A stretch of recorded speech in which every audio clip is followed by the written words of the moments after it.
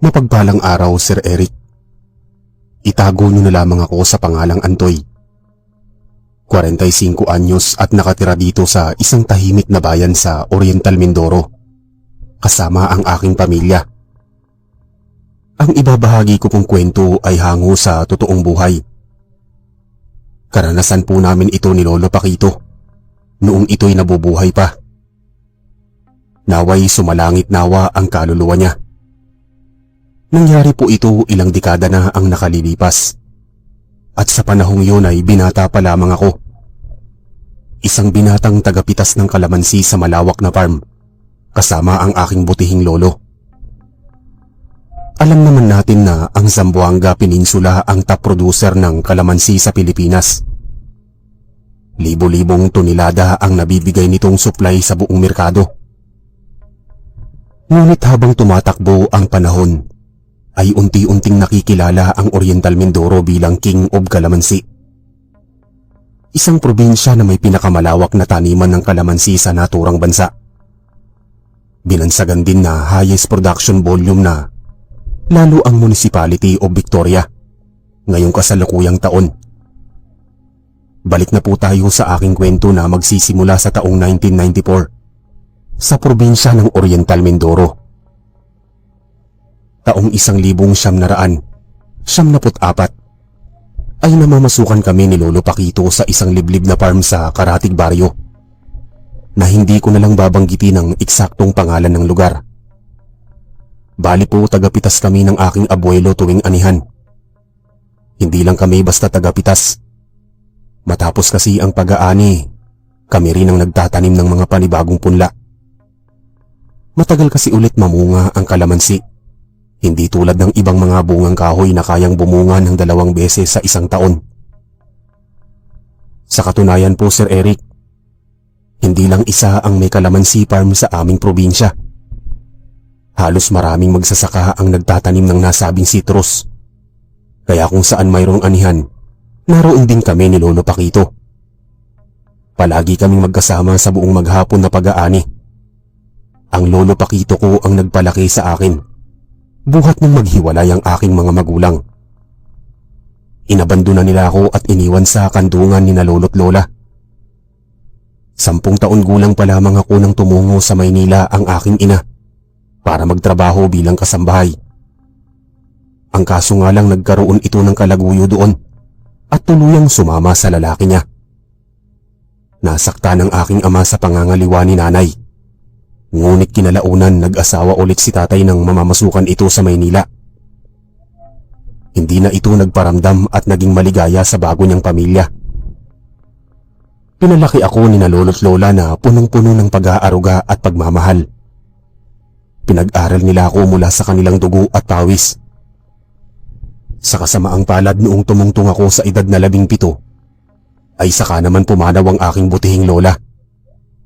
Hindi ito namatay sa sakit, kundi pinatay ito ng isang nilalang na tinatawag nilang aswang. Bago naganap ang insidente o bago namin natagpuan ang labi ni Lola na nakahandusay sa damuhan, sa bandang likod bahay, ay naroon kami ni Lolo Paquito sa kabilang baryo para mamitas ng mga kalamansi. Araw noon ng aming bakasyon sa eskwela. Kaya sinasama ako ng aking lolo kapag nagkakaroon ng pag-aani sa iba't ibang farm. Ang pamimitas ng mga kalamansi ang pangunahing pinagkakakitaan ni Lolo Paquito. Habang si Lola na may nag-aangkat ng mga isda at gulay na nilalako nito sa aming lugar. Tandang-tanda ko pa noon kung gaano kaaliwalas ang ngiti sa labi ni Lolo nang makuha nito ang kaukulang bayad sa buong maghapon na pag-aani ng mga kalamansi. Mula sa kabilang baryo pabalik sa aming lugar, ay nilalakad lang namin ito ni Lolo. Sanay na kami sa ganoong senaryo. Halos puro kalyo na nga ang makikita sa aking mga paa. Tuwing anihan lang kami nakakatikim ng masarap na putahe. Yung tipo na nakakahigop kami ng mainit na sabaw mula sa karne ng baka at kalabaw. Papalubog na ang araw noong makauwi kami ni Lolo. Dumaan pa kasi kami sa palengke para bumili ng 1 kilong karne na masasabawan. Sobrang mura pa noon ng mga bilihin at kalidad ang bawat produkto. Nagtataka kami ni Lolo Paquito nung makapasok kami sa bahay. Wala roon si Lola. Napakatahimik ng sala at hindi nakabukas ang radyo. Ang pakikinig sa radyo ang isa sa mga libangan noon ng aking lola. Apo, ikaw na ang mag-asikaso ng mga pinamili natin. Hugasan mo na rin ang karne at pakuluan mo ng maigi. Medyo makunat na kasi ang nabili nating karne. Baka naroon ang lola mo sa kusina at abala sa ginagawa. Apo, tignan mo rin ang gatong sa kalan. Masyadong mausok. Baka wala ng apoy ang mga gatong. Saad na utos ni Lolo. Naupo ito sa bangko na tila hinihingal. Naisip namin na baka naroon ang aking lola sa likod bahay. Nandoon kasi ang aming agbunan. Sir Eric, laking gulat ko dahil wala doon sa kusina ang aking lola. Nakatiwangwang ang mga hugasin sa lababo na gawa lang sa kawayan. Nang sapatin ko ang agunan sa likod bahay ay wala namang nakasalang na kaldero sa kalan. Ang mga gatong na palapa ay walang apoy. Nahulog ang ilang baga sa lupa at nadamay ang mga nakaimbak na kahoy. Kasama na ang balat ng nyog. Kaya pala matindi ang usok. Sinulyapan ko ang maliit na balon sa gawing kanan, malapit sa pinagtataniman ng mga gulay. Pero wala roon ang aking lola. Lo, wala naman dito si Lola. Sigaw ko. Ipinatong ko sa lupa ang mga pinamili namin at mabilis na sumalok ng tubig sa balon. Binuhusan ko ng tubig ang pinagmumulan ng makapal na usok mula sa mga nakaimbak na panggatong. Mabuti na lang hindi sumiklab ang apoy, kundi nasunog na ang aming tahanan. Pasalamat din ako ng mga oras na yun sapagkat kalmado lang ang panahon. Saan naman kaya pumunta ang lola mo? Gabi na pero wala siya rito sa bahay. Nakapagtataka naman. Wika ni Lolo nung lumapit ito sa akin buhat ng tawagin ko ang kanyang pangalan. Kunin mo nga ang sipat sa aking kwarto.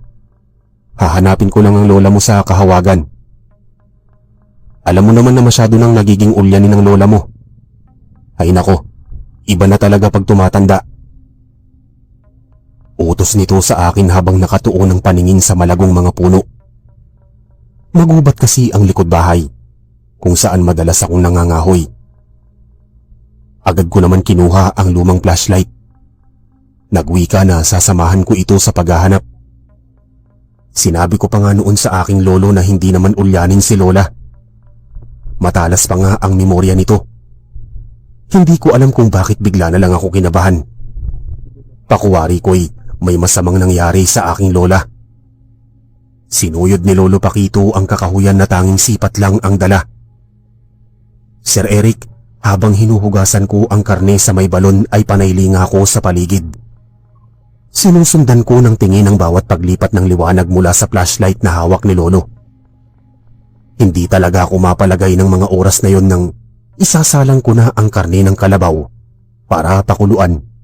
Ay nagsalimbaya sa aking pandinig ang malakas na sigaw ni Lolo. Naisigaw nito ang pangalan ni Lola na tila nangyari na ang kinatatakutan ko na kanina pa nagpapagulo sa aking isipan. Kinuha ko ang gasera at itak sa kusina at mabilis na tumakbo papasok sa kakahuyan. Nagitla ako nang makarating sa kinaroroonan ng aking lolo. Nanginginig ang mga tuhod. Nabitawan ko ang hawak kong sundang bago napaluhod sa lupa. Tila kusang tumulo ang mga luha sa aking mga mata. Inabutan ko si Lolo Paquito na yakap-yakap ang katawan ni Lola. Wala itong buhay. Isa na itong malamig na bangkay. Kalunos-lunos ang sinapit nitong kamatayan. May malaki itong hiwa sa dibdib at tiyan. Nawawala ang mga lamang loob na tila parang nilantakan ng isang mabangis na nilalang. Sino ang may gawa nito sa'yo, Dolores? Bakit kanila pinatay? Anong kasalanan natin sa kanila? Wala naman tayong inargabyadong tao. Pero bakit? Bakit kanila pinatay? Kung sino ka mang halimaw ka na pumatay sa asawa ko, magbabayad ka. Tutugisin kita. Ako mismo ang papatay sa'yo. Ani Lolo sa kanyang sarili. Nanginginig ito sa galit habang yakap ang labi ni Lola. Dahil sa maliit lang naman ang aming baryo at mabibilang lang ang barangay at halos magkakakilala na ang mga tao. Alam ng mga taga-baryo kung sino ang mga dayo. May mga pamilya rin sa aming lugar na pinaghihinalaan na may dugong halimaw.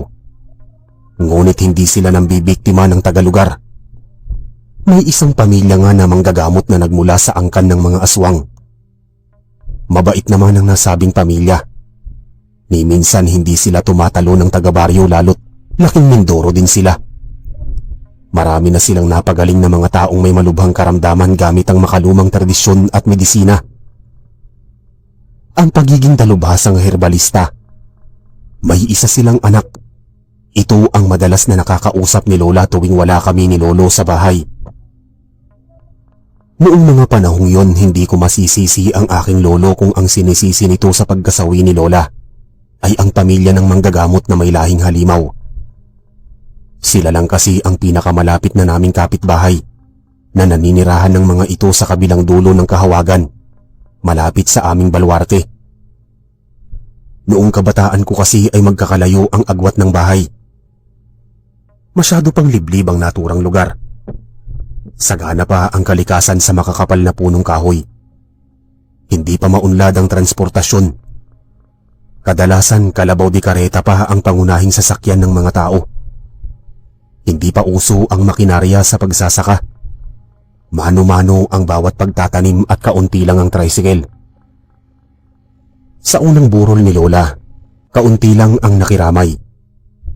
Isa na nga rito ang pamilyang herbalista na sina Tio Pablo, Tia Marta at ang nag-iisa nilang anak na si Lita, na pinaghihinalaan ni Lolo Paquito na mismong pumaslang sa aking pinakamamahal na lola. Subalit walang sapat na katibayan na sila nga ang tunay na salarin. Para sa akin po, Sir Eric, hindi sila ang pumatay kay Lola Dolores. Bagkus ibang nilalang. Bilang respeto sa patay, naging kalmado ang aking lolo sa nasabing pamilya. Hindi siya nagpakita ng galit, ngunit hindi maitatago ang matinding puot sa mga mata. Nakikiramay ako sa pagkamatay ng lola mo, Antoy. Alam mo, masakit sa akin ang pagkawala ni Lola Dolores. Napalapit na rin ako sa kanya. Alam mo, Atoy, kapag wala kayo ng lolo nyo sa bahay nyo, madalas pumupunta ako rito. Nagkikwentuhan kaming dalawa at minsan sinasamahan ko siya sa paglalako. Alam ko kung gaano kabait ang lola mo. Nakakalungkot lang isipin na wala na siya. Mahabaging wika ni Lita. Magkatabi kaming nakaupo sa isang sulok malayo sa ibang nakikilamay. Kausap noon ng mga magulang ng dalaga ang ilang matatanda kasama ang aking lolo. Sobrang bait talaga ni Lita. Tinutulungan ako nito sa pagtitimpla ng mga kape sa mga nakikipaglamay sa gabi hanggang madaling araw. Nakikipagsabayan ito magbuyat sa akin. Alam kasi nito na tanging kami na lang ni Lolo Paquito ang naiwan sa bahay. Wala kaming ibang kamag-anak. Ang iba kasing anak ni na lolo't lola na kapatid naman ni tatay ay naninirahan sa malayong probinsya at wala na kaming balita. Sarili ko ngang mga magulang inabando na ako. Para akong isang laruan na basta na lang pinamigay at tinapon. Kaya simula nung magbinata ako, itinakwil ko na ang aking mga magulang. Sina lolo at lola ang tanging mahalaga para sa akin. Sila ang aking kayamanan. Kaso iniwan na ako ni Lola Dolores na siyang nagpalaki at nagpaaral sa akin. Katuwang si Lolo Paquito. Lita, pwede ba akong magtanong? Naiilang na saad ko sa dalaga. Oo naman, Atoy. Ano ba yon? Maiksing tugon naman nito sa akin. Hindi na ako nagpaligoy-ligoy pa. Walang pasakalyeng tinanong ko ang dalaga kung totoo nga ba ang usap-usapan na aswang ang kanilang pamilya. Alam ko sa aking sarili na masyadong personal ang tanong ko. Mainam na rin ito para malinis ko ang kanilang pangalan sa aking lolo. Sir Eric, nanlamig ako sa aking kinauupuan at nanginig ang mga mata ng Diretsahang sagutin ni Lita ang aking katanungan. Sinabi nito na totoo ang kumakalat na balita na nagmula sila sa angkan ng mga aswang. Matagal na umano ito alam ng mga matatanda sa aming baryo. Ngunit hindi sila masamang nilalang. Sila'y mabubuting aswang na hindi na mabilang ang nagawang kabutihan sa ibang tao. Nagpakatotoo ito sa akin dahil para lalo akong magtiwala sa kanya. Ngunit may inilahad sa akin si Lita. Mga katagang maaaring may kinalaman sa pagkamatay ng aking lola. Kahapon umano bandang 3:00 ng hapon, may nasipat siyang maglalako na paikot-ikot at pabalik-balik sa aming bahay. Natanaw niya ito mula sa hindi kalayuan. Palinga-linga sa harap ng aming tahanan. Akala raw ni Lita kaibigan ito ni lolo't lola. Sumilip pa kasi ito sa bintana. Nakita pa niya na tila kinakausap ni lola ang maglalako. Nang mga oras na yon wala ang mga magulang niya. Tumungo raw ang mga ito sa kabilang baryo para manggamot. Halos nauna lang kami ng ilang minuto ni Lolo Paquito bago dumating ang mga magulang niya kahapon. Kaya malabo ang mga magulang ni Lita ang salarin. Tila parang natanggal ang bara sa aking lalamunan. Lita, uuwi na kami ng nanay mo. Sasabay ka ba sa amin? O mamaya ka pa uuwi? Saad na tanong ng ama niya na bigla na lang sumulpot sa aming tabi na hindi ko man lang namamalayan. Katabi nito ang asawa niya.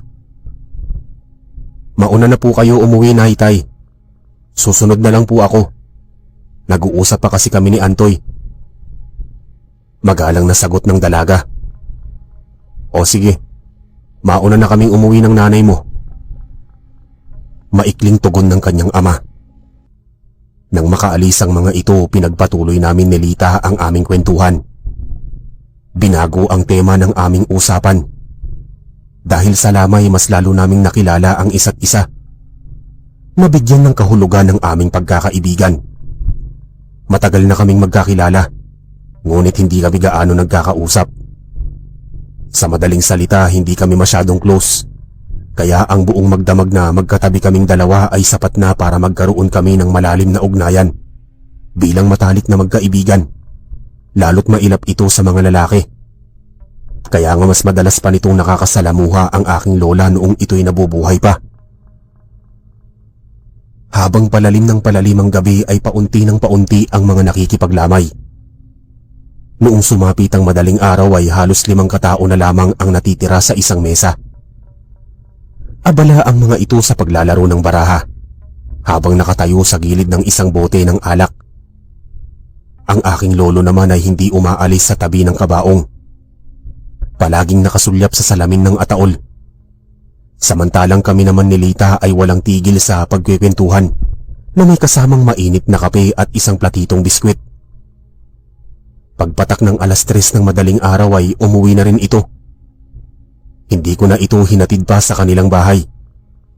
Hindi rin ito nagpaalam sa aking lolo dahil mahigpit itong pinagbabawal.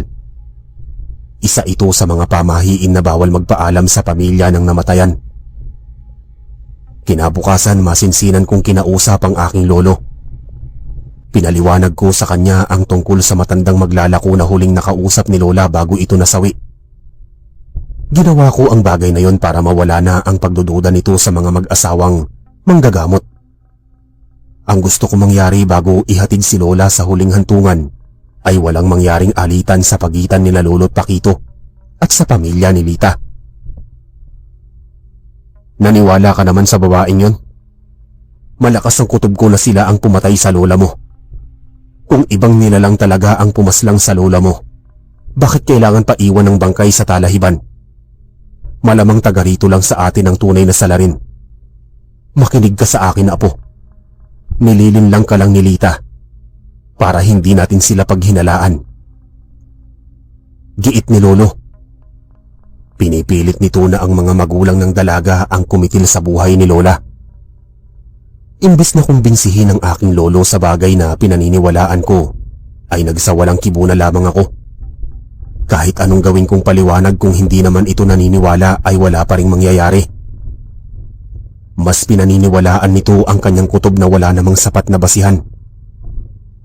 Hanggang sa huling lamay ay hindi nakaligtaan ng mga magulang ni Lita dumalo sa lamay, kahit sandali lang ang mga ito. Gayunpaman, hindi sila pinapansin ni Lolo Paquito.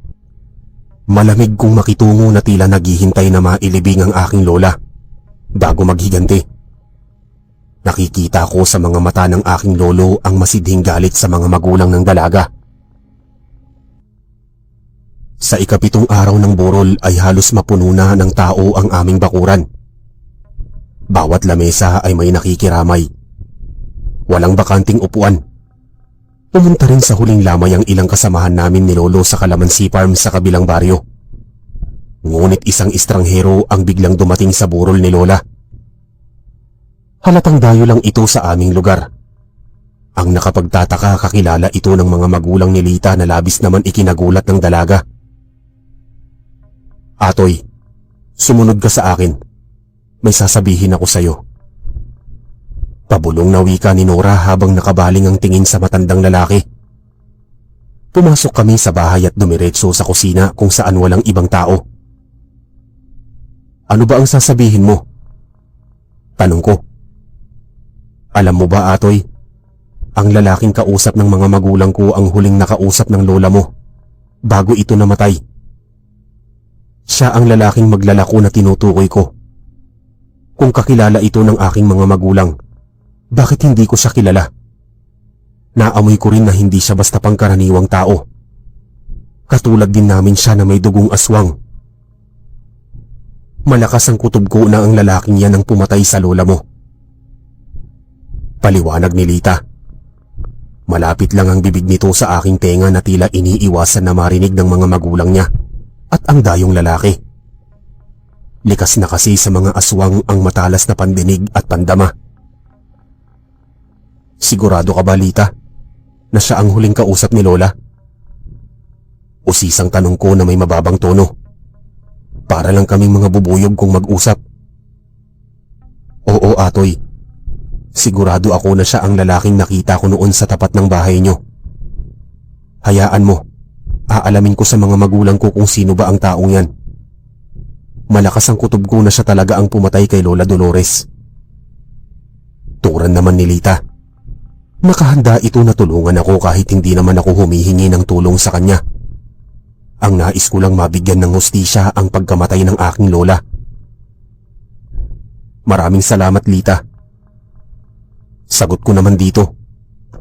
Dahil nasa kusina kami ng mga oras na yon, dumiretso na kami magtimpla ng ilang tasang kape para sa mga bagong dating sa lamay. Ako mismo ang nag-abot ng kape sa estrangherong lalaki. Palagi ko itong tinatapunan ng tingin at palihim na minamatyagan ang bawat pagkilos. Habang abala kami ni Lita sa pag-aasikaso sa bawat mesa, ay bigla na lang nawala sa aking paningin ang mga magulang ng dalaga at ang lalaking pinaghihinalaan ko na responsable sa pagkamatay ni Lola Dolores. Lita, nasaan ang mga magulang mo at yung lalaking kasama nila?" Bulalas na tanong ko sa dalaga. "Ewan ko kung nasaan sila. Baka umuwi na sila, Atoy. Pero kung uuwi man sa bahay ang mga magulang ko, dapat nagsabi sila sa akin. Parang may mali. Parang may naaamoy ako na hindi maganda." Anang sagot ni Lita. Tila may mga bagay na bigla na lang sumingit sa isipan niya. "Atoy, samahan mo ko. Pupunta tayo sa bahay. Palagay ko naroon ang maglalako. Sabay nating aalamin ang kanilang lihim. Malay mo may makuha tayo na kasagutan sa pagkamatay ng lola mo. Sumunod ka lang sa akin at manatili sa aking tabi." Dagdag pa ni Lita. Nagmamadali kaming umalis.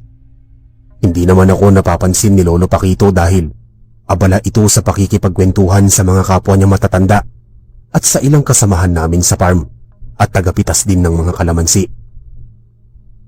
Tahimik lang kami ni Lita habang inihahakbang ang mga paa. Tanging mga kaluskos ng mga sanga at dahon ang maririnig sa bawat pagyapak. Malamig ang simoy ng hangin ng dala ng gabi. Tila parang lamig na may kasamang lagim. Hindi ko alam kung bakit kabadong-kabado ako habang papalapit kami sa aming pupuntahan. Noong ilang metro na lang ang layo namin kung saan natatanaw ko na ang bahay ng dalaga, ay bigla kaming napahinto at sabay nagtago. Natanaw kasi namin ang mga magulang niya kasama ang maglalako. Nakatayo ang mga ito sa tapat ng nakabukas na bintana. May hawak na sako ang dayong lalaki. May bahid pa ito ng sariwang dugo. Binuksan ito ng matanda at pinakita ang laman sa mga magulang ng dalaga. Nang silipin ng mag-asawa ang loob ng sako ay agad nilang isinarado ang dahon ng bintana. Sinabihan ako ni Lita na wag ko masyado laliman ang paghinga at baka maamoy umano ako nila. Lalo't pangkaraniwan tao lamang ako. Umikot kami sa bandang likod ng kanilang bahay. Ilang dangkal lang ang layo namin sa dingding, kung saan malinaw kong naririnig ang kanilang pinag-uusapan. Chong Mando, ano na naman itong dala mo? Bakit nagdala ka rito ng sariwang karne? Nahihibang ka na ba? Mabuti na lang wala rito ang anak ko. Sa ginagawa mo, pinapahamak mo ang aming pamilya. Saad ng ina ni Lita sa dayong lalaki na mismong tiyuhin pala nito. Klarado kong narinig ang mga katagang yon. Samantalang ang dalaga naman ay nagulat sa sinabi ng kanyang ina. Masama? Ano naman ang masama sa ginawa ko? Dapat na magpasalamat pa kayo sa akin dahil binigyan ko kayo ng sariwang karne. Alam ko na tinalikuran nyo na ang pagtikim sa karne ng tao. Wala namang masama kung kumain kayo nito. Ang mga tao ay nilikha para gawin nating pagkain. Huwag nyo sanang talikuran ng pagiging aswang. Dapat nga matuwa na lang kayo kasi hindi nyo na kailangan pang pumatay ng tao. Ako na ang gumagawa para makatikim kayo ng masarap na putahe. Dinig kong wika nito sa mga magulang ng dalaga. Kaninong karne ang dala mo? Taga rito ba ang biktima? Sino ang pinatay mo? Tanong ni Tio Pablo sa matandang maglalako. Pablo, wag kang mag-alala. Ang laman ng sakong ito ay hindi taga rito. Taga-lugar lang namin ang biktima. Ako mismo ang pumatay at kumatay. Tanggapin nyo na lang ang bigay ko. May nakalimutan pala akong sabihin. Napadaan ako rito nung nakaraang linggo.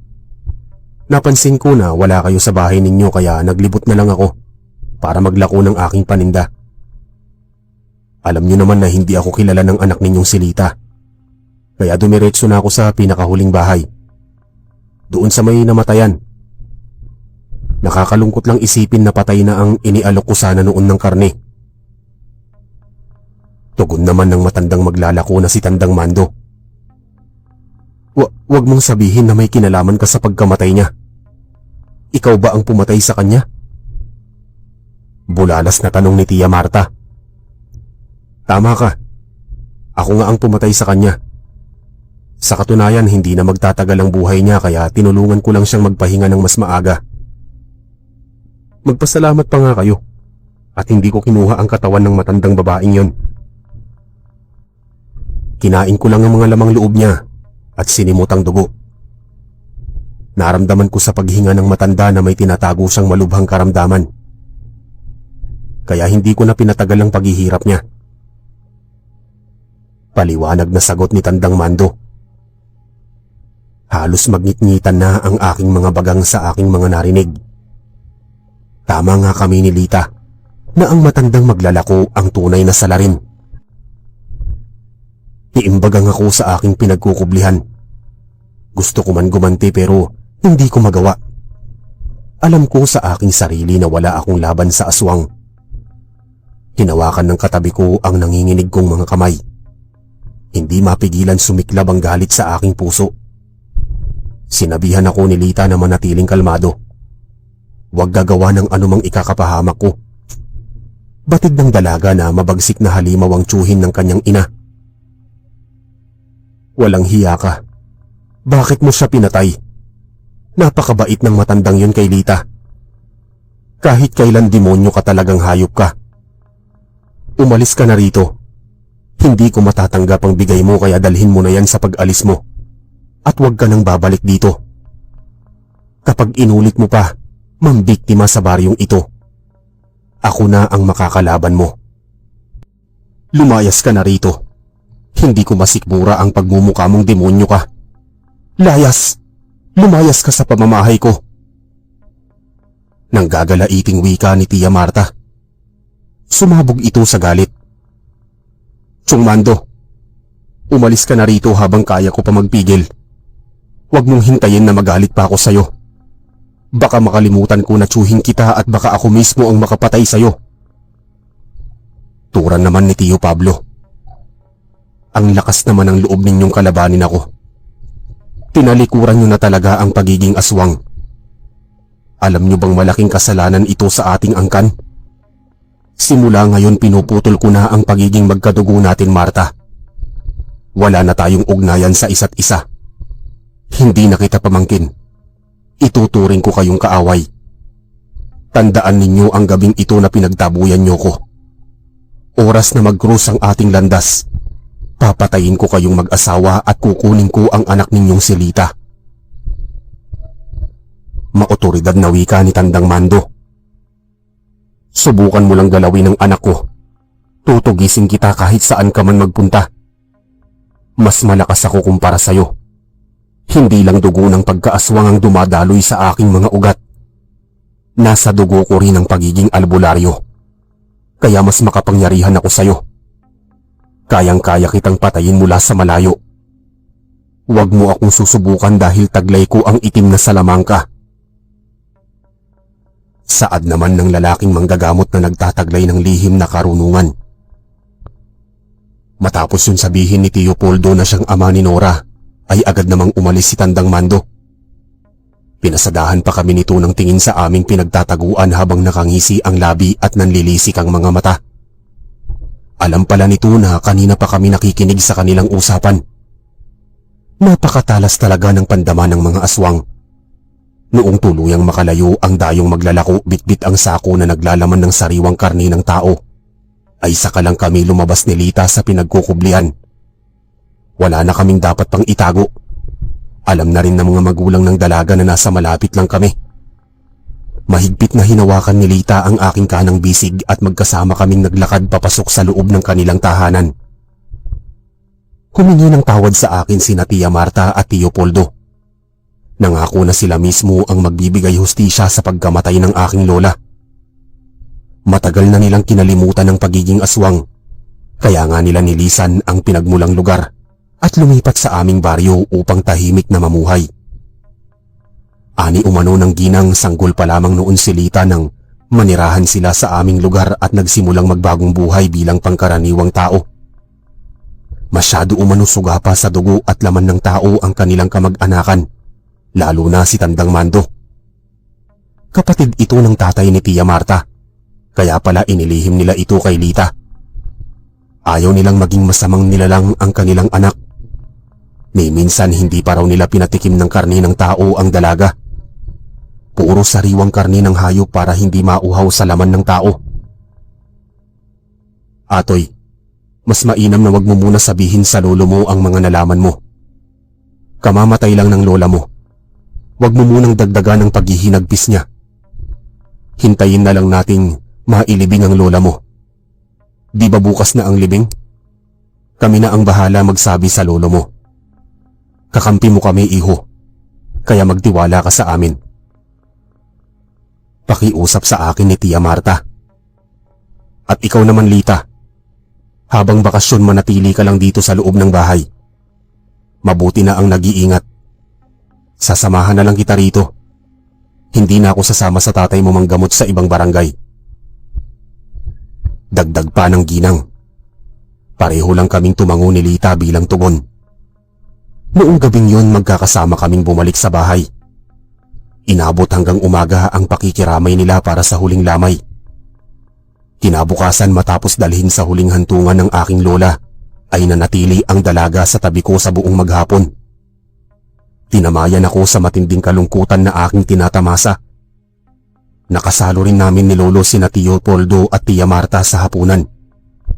Sa pagkakataong yun doon na rin sinamantala ng mag-asawa na sabihin kung sino ang pumatay sa butihin kong lola. Mula nun nagsimula na si Lolo Pakito, kamuhian ng mga aswang. Matindi ang galit niya sa mga ganitong uri ng nilalang. Maliban na lang sa mga magulang ng dalaga. Pinatunayan ko sa aking lolo na nagsasabi ng totoo ang mag-asawang manggagamot. Kaya sa bandang huli ay naniwala rin ito. Narinig ko mismo sa sariling bibig ng salarin kung paano nito paslangin at kainin ang mga lamang loob ni Lola. Sa mga lumipas na araw napapadalas na magawi sa aming tahanan si Lita. Ito palagi ang kaututan kong dila. Mas lalong lumalim at tumibay ang aming pagkakaibigan. Madalas nagpapalitan ng ulam. Hindi kami natatakot ni Lolo na lantakan ng bigay na ulam ng kapitbahay. Kahit alam namin na pamilya sila ng aswang. Alam ko kasi na hindi naman nila kami hahawaan ng pagkahalimaw. Sir Eric, makalipas ang kalahating buwan ay hindi na muling nagpakita si Tandang Mando. Marahil siguro bihira lang kaming lumabas ng bahay. At kung lalabas man ay hanggang palengke lang kami. Ngunit sa mga nagdaang araw ay nagbago ang kinikilos ni Lolo Paquito. Madalas itong tahimik na tila malalim ang iniisip. Gabi-gabi hinahasa ang sundang. Halos manipis na nga ang bakal sa walang tigil na kakahasa. Sa sobrang kintab nito dinaig pa ang bagong gawa na katana. Lo, bakit panayhasa mo ng sundang? Palagi mo na lang hawak ang bagay na yan. Lolo naman kalimutan mo na ang nangyari sa nakaraan. Masaya na ngayon si Lola sa kinalalagyan niya. Alam ko na palagi niya tayong binabantayan. Bahala na ang Diyos sumingil sa pumatay sa kanya. Kaya mabuhay na lang tayo ng tahimik. Kalimutan na lang natin ang masakit na alaala. Saad ko sa aking lolo. Nasasaktan lang ako sa mga pinaggagawa niya lalo't hindi pa rin mawala ang pangungulila. Masakit din sa tenga ang bawat pagkiskis ng bakal sa hasaan. Hindi ko matanggap na hanggang ngayon ay patuloy pang nabubuhay ang pumatay sa lola mo, apo. Kailan pa kikilos ang Diyos? Kung patay na ako, ako na mismo ang tatapos sa buhay niya. Oras na magtagpo ang aming landas, pupugutan ko siya ng ulo. Handa na akong pumatay at mamatay. Tugon ni Lolo. Nag-aalab ang mga mata sa galit at punong-puno ng paghihiganti. Paano mo naman siya papatayin? Hindi mo naman po kilala ang aswang. Tanong ko rito. Ikaw na rin ang nagsabi, apo, na pumunta sa huling lamay ang pumatay sa lola mo. Malinaw pa ang mga mata ko. Kaya natatandaan ko ang muka niya. Iniukit ko na sa aking isipan ang pagmumuka ng demonyong yon. Habang kausap niya nung gabing yun ang mga magulang ni Lita. Pesting yawa. Papatayin ko ang hayop na yon. Sagot naman ni Lolo Paquito. Hindi makikitaan ng takot sa muka. Desididong burahin sa mundo ang mabagsik na nilalang. Ang mabuti pa, Lolo, ipapaubaya na lang po natin si Tandang Mando kina Tio Pablo at Tia Marta. Malaki rin po ang galit nila sa hayop na yon. Pinagbantaan kasi nito ang kanilang pamilya. Nakataya po rito ang buhay ni Lita. Pwede rin magtulungan po tayo na pagbayarin ng may sala. Alam ko po balang araw magpapakita ang hayop na yon. Naghahanda lang ito ng magandang tiyempo. Magalang na tugon ko naman dito at nagbigay ng isang magandang suhestyon. Sir Eric, dumating na nga sa punto na palaging umaalis ng bahay ang aking lolo na wala man lang paalam. Palaging bitbit ang matalas na sundang. Bandang hapon na ito kung umuwi. Aniya, pinuntahan daw niya ang mga tagapitas ng kalamansi na madalas namin nakakasama. May munti kaming taniman ng mga gulay na pinagkakakitaan namin maglolo at pinagkukunan ng mauulam sa araw-araw. Isang araw maaga dumalo sa bahay si Lita. Dito muna raw ito mananatili sa amin habang wala ang mga magulang niya. Patungo umano sina Tio Pablo at Tia Marta sa bayan para sa isang pasyente na may malubhang karamdaman. Nagkataon nung araw na yon pumunta naman ang kaibigan ni Lolo na si Tata Nonong. Ani umano ni Tata Nonong, isasama niya kaming maglolo mag-harvest ng mga kalamansi sa kanyang amo sa Karatig Baryo. Matagal na itong namamasukan bilang katiwala sa taniman. Ang pamimitas ng mga kalamunding ay karagdagan na lamang niyang pinagkakakitaan. Dahil pinagkatiwala sa amin ng mag-asawang manggagamot ang dalaga, mas mainam na isama na lang namin ito. Gusto naman sumama ni Lita sapagkat palagi na lang itong naka-standby sa kanilang bahay.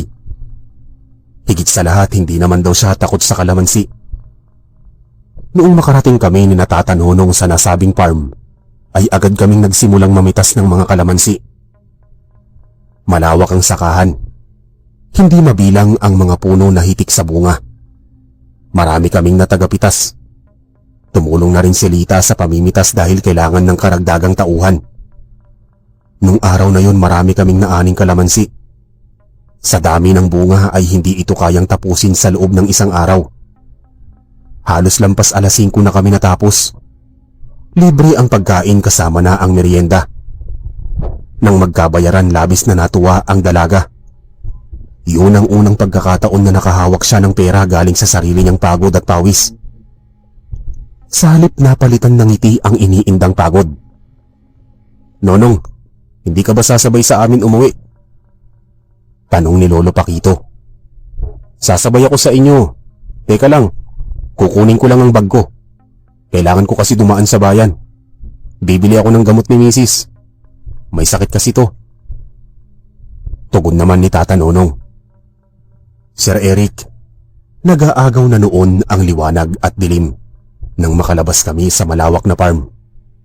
Mahigit 1 kilometro pa ang aming lalakarin bago tuluyang makarating sa labasan, malapit sa makipot na kalsada kung saan madalang lang ang dumadaang mga sasakyan. Kaya nga kinailangan pa namin kanina umarkila ng tricycle. Habang naglalakad kaming apat ay unti-unti nang sumabog ang dilim sa paligid. Mabuti na lang may nakahandang flashlight si Tata Nonong. Sinipat nito ang aming dinaraanan. Medyo malubak ang daan at masyadong matalahib ang magkabilang gilid. Mahirap na baka may makasalubong kaming makamandag na ahas. Imbis na ahas ang makasalubong namin, ay isang napakapangit na figura ang nakaabang. Makintabang itim na balat, matatalas ang mga kuko at ngipin. Buhaghag ang maikling buhok at nagbabaga ang mga mata. Punong-puno ng galit ang tinatapon nitong tingin na tila may personal na galit. Walang suot pang itaas at makapalang itim na balahibo sa dibdib. Halatang inaabangan kami nito. Ikaw?" Nauutal na wika ni Lita. Gulat na gulat ito sa nasabing nilalang. "Kilala mo siya, iha?" Usisang tanong ni Lolo habang hawak ang puluhan ng sundang na handa ng hugutin. Kalmado lang ng mga oras na yun si Tata Nonong. Tila parang hindi natatakot sa aswang. Sanay na makakita ng mga ganitong uri ng nilalang. "Opo, kilala ko po siya, Lolo Pakito. Siya po ang pumatay sa asawa ninyo." Tugon ng dalaga, dahilan para sumabog sa galit ang aking lolo. "Tama ka, Lita. Ako nga ito, ang tiyuhin ng nanay mo. Kung nais mo pang mabuhay ang mga kasama mo, sumama ka na lang sa akin ng tahimik. Kung magmamatigas ka, hindi ako magdadalawang isip na patayin ka. Pagkatapos kitang patayin, isusunod ko naman ang mga magulang mo." Saad naman ng halimaw na si Tandang Mando. Hindi na nakapagsalita pa ang dalaga. Bigla kasi sinugod ni Lolo ang aswang. Sinalakay niya ito gamit ang sundang. Wala itong tigil sa pagwasiwas sa matalas na bagay ngunit naiiwasan lamang ito ng nilalang. Desidido na noon ang aking lolo na wakasan ang buhay ni Tandang Mando. Maliksi ang halimaw at ubod ang lakas. Kaya nauwi lang sa pagkabigo ang hangarin ni Lolo na ipaghiganti ang aking lola. Isang malakas na haribas ng matatalas na kuko ang bumaon sa dibdib niya. Buti na lang mababaw lang ito kaya nakaligtas si Lolo sa kamatayan. Sa puntong yun kumilos na rin si Tata Nonong. Sinunggaban nito ang aswang at nakipagpunong braso. Gayunman, kahit pinagtulungan na nila ang halimaw ay hindi pa rin nila ito kayang puksain. Pareho silang nakatamo ng pinsala at magkasunod na humandusay sa lupa. Hindi pa sapat ang lakas ni Lita para harapin ang kalahi niya. Kaya napakapit ito ng mahigpit sa akin. Pati ako ay nanginginig sa takot. Walang lakas ng loob na kalabanin ng mabagsik na nilalang, lalo't wala naman akong hawak na armas. at nangibabaw sa aking pagkatao ang kaduwagan. Lumapit si Tandang Mando kay Lolo Paquito. Makikita sa mga mata nito na handa nang tapusin ang buhay ng aking lolo. Akmang hihiwain na ang lalamunan ni Lolo ay biglang sumulpot ang ilang kalalakihan na kasama namin kanina sa pamimitas ng mga kalamansi. Sabay-sabay nilang nilusob ang halimaw. Pinagtataga nila ito ng paulit-ulit. Halos hindi mabilang ang natamo nitong mga sugat. Pumulandit ang sariwang dugo at umagos sa lupa. Hindi nila ito tinantanan habang hindi pa nalalagutan ng hininga. Dahil sa dami ng dugo na nawala sa katawan ni Tandang Mando, ay tuluyan na nga itong humandusay sa lupa. Naliligo sa sariling dugo. Mahahaba at malalalim ang mga natamong taga na mahirap ng pagalingin. Sinamantala ni Lolo Paquito ang labis na panghihina ng aswang. Tumayo ito sa pagkakadapa at walang habas na pinagtataga sa liig ang halimaw, hanggang sa humiwalay ang ulo nito sa katawan. Tinupad ng aking lolo ang kanyang ipinangako na pupugutan niya ng ulo ang responsable sa pagkamatay ni Lola Dolores. Noong gabing yun, sinunog nila ang labi ng aswang. Saksi kami ni Lita sa malagim na kamatayan ni Tandang Mando. Labis kaming nagpasalamat sa mga kapwa namin tagapitas ng kalamansi, lalo na kay Tata Nonong. Dahil sa kanila nabigyan namin ng hustisya ang pagkamatay ni Lola. Samantala, natuwa naman ang mga magulang ng dalaga nung ibalita namin na patay na ang matandang aswang na matagal nang tinik sa kanilang lalamunan. Ang pagkamatay ni Tandang Mando ay hindi nalaman ng kanilang mga kalahi at kung sino man ang pumatay rito. Kinalaunan nabihag ko ang puso ni Lita. Niligawan ko ito at naging ganap na kasintahan. Sa paglipas ng panahon, si Lita na rin ang aking nakatuluyan. Ang babaeng iniharap ko sa altar at pagkasamang nanumpa sa mata ng Diyos na magsasama habang buhay sa hirap man o ginhawa. Sir Eric, hindi ko lubos akalain na magkakaroon ako ng isang butihing asawa na may dugong aswang. Isang nilalang na may mabuting puso at isang ina na mapagmahal sa aming mga anak.